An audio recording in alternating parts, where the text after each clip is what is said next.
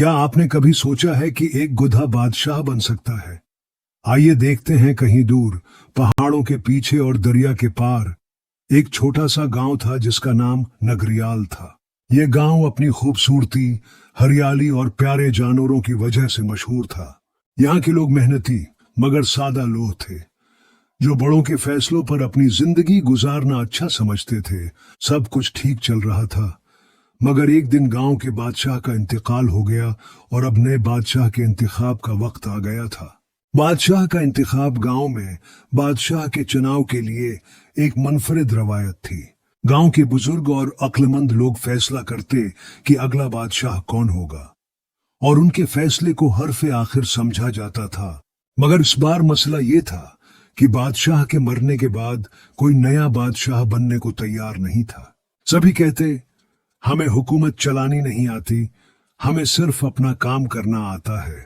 जब काफी दिन गुजर गए और कोई भी बादशाह न बना, तो गांव के बुजुर्गों ने एक अजीब फैसला किया। उन्होंने ऐलान किया कि जो भी सबसे पहले दरबार में दाखिल होगा वही नया बादशाह होगा।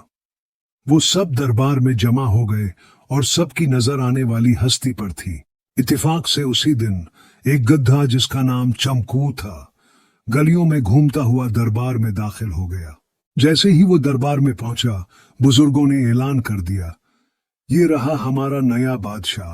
पूरा गांव हैरान हो गया कि एक गधा कैसे हमारा बादशाह बन सक।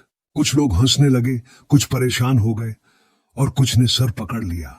मगर बुजुर्गों का फैसला हतमी था, इसलिए चमकू को शान और शौकत के साथ तख्त पर बैठा दिया गया।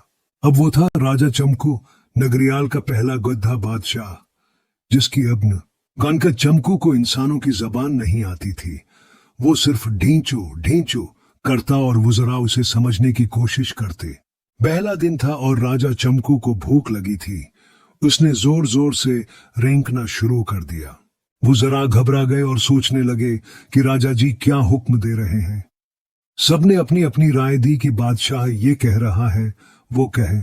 आखिर में एक वजीर बोला, शायद राजा चाहते हैं कि हर किसी को ज्यादा खाने को मिले, लिहाजा ऐलान कर दिया गया, राजा चमकू के हुक्म से अब हर शख्स को दोगुना खाना मिलेगा। गांव वाले खुश हो गए, मगर बावर्ची सख्त परेशान हो गया क्योंकि खाने की मिकदार कम हो रही थी। अगले दिन राजा चमकू महल के सहन में जोर जोर से अपने कान हिला रहा था। वजीर ने सोचा कि शायद वो कुछ खास कहना चाह रहा है, तो एक वजीर बोला, राजा जी का हुक्म है कि सब लोग रोजाना सुबह कान हिलाएं।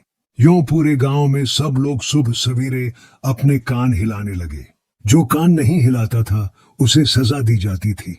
कुछ लोग तो इस हुक्म पर इतने खुश थे कि दिन में कई बार कान हिलाने लगे कि कहीं राजा खुश हो जाए। राजा चमकू ने एक दिन महल में घूमते घूमते अपनी पीठ पर एक वजीर को बैठा लिया। सबने देखा और सोचा कि ये भी कोई इशारा है। इस पर भी सबकी राय ली गई।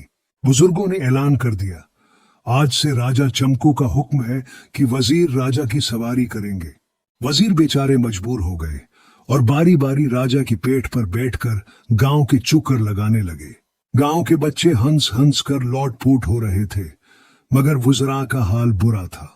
क्योंकि राजा चमकू बादशाह बन चुका था, अब वजीरों ने फैसला किया कि बादशाह की शादी भी करनी चाहिए। लेकिन सवाल ये था कि राजा की शादी किससे हो। बादशाह के मुताबिक रिश्ता तलाश किया जाए। बहुत सोच विचार के बाद सबने तय किया कि गांव की सबसे खूबसूरत घोड़ी चंपा उसके लिए बेहतरीन होगी। जब चंपा को पता चला तो वो घबरा गई और भाग गई कि किस गुड्ढे के साथ मुझे बांधा जा रहा है। सब के सब गुड्ढे हुच। गांव के लोग उसे पकड़ने के लिए पीछे दौड़ने लगे, मगर वो काबू में न आई।